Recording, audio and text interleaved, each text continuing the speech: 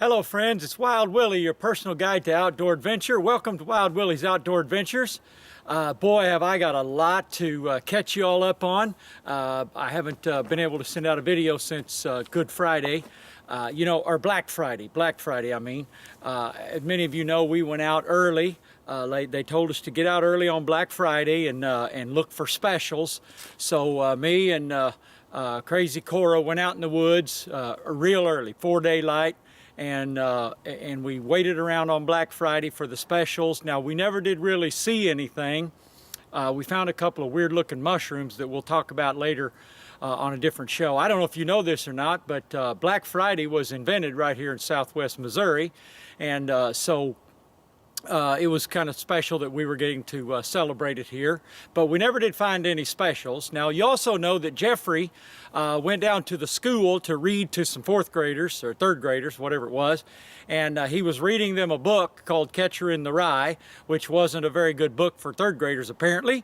And I don't know if you know this or not, but the book Catcher in the Rye was written right here in Southwest Missouri by, I don't know what the guy's name was, but he wrote it right here in Southwest Missouri. But anyway, Jeffrey got beat up by the parents, and then when the police got there and found out what he'd been doing, reading to the third graders that book, they kind of nightsticked him a little and sprayed a little mace on him. But anyway, it kind of affected his brain just a little bit, and he wound up in the hospital and started speaking with a British accent for some reason and wanted me to call him Joffrey. So I was calling him Stupid Joffrey for a while.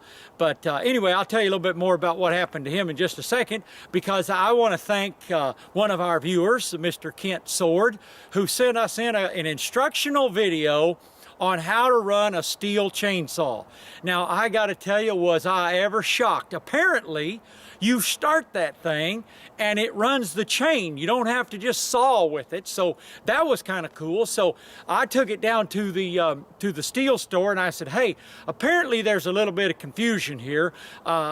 Show me what to do here. And they showed me how to start it. Oh, it made an awful racket, but boy, it sure does cut better. I don't know if you can see all this wood behind me, but there's about 10 or 15 rick of wood, and I got all that cut after figuring out that you start that saw. I got that all cut in about 15 or 20 minutes.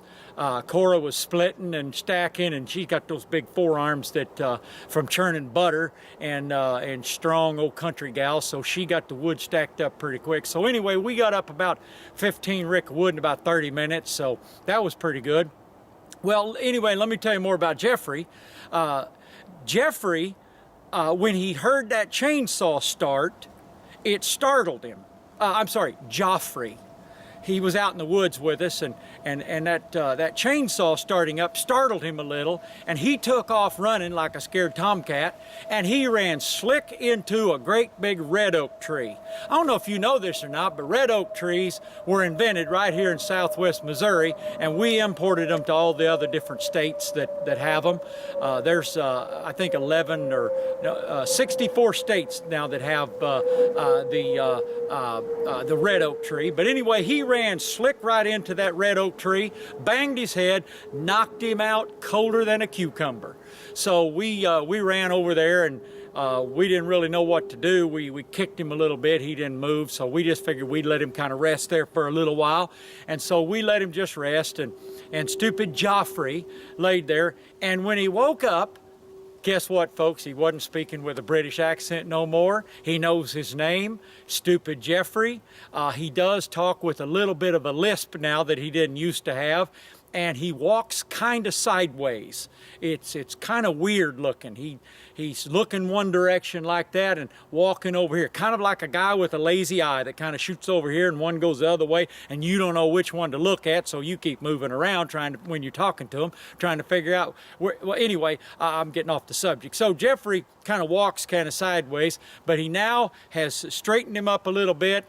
He's now back to knowing his name is Stupid Jeffrey, and I think he's going to be okay. So anyway, we're getting ready now for the Christmas season, and Crazy Cora's in the house decorating for Christmas, and I'm on my way out to take that brand new chainsaw that you start up and it makes a racket and it cuts like you cannot believe. I'm going to take that chainsaw out into the woods and I'm going to find us a nice big southern Missouri cedar tree, which by the way was also invented right here in southwest Missouri. I don't mean cedar trees, they were, but I mean Christmas trees. Christmas trees were invented here in southwest Missouri.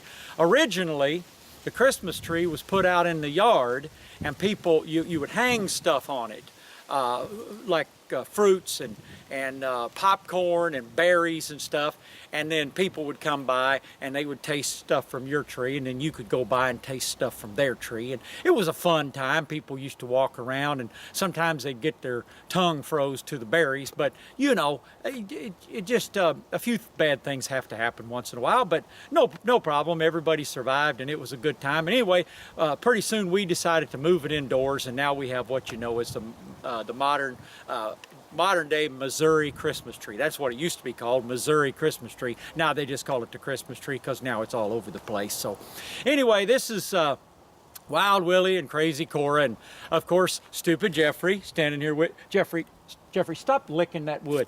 Sorry, he's licking on the firewood. He's not been quite right since that tree episode.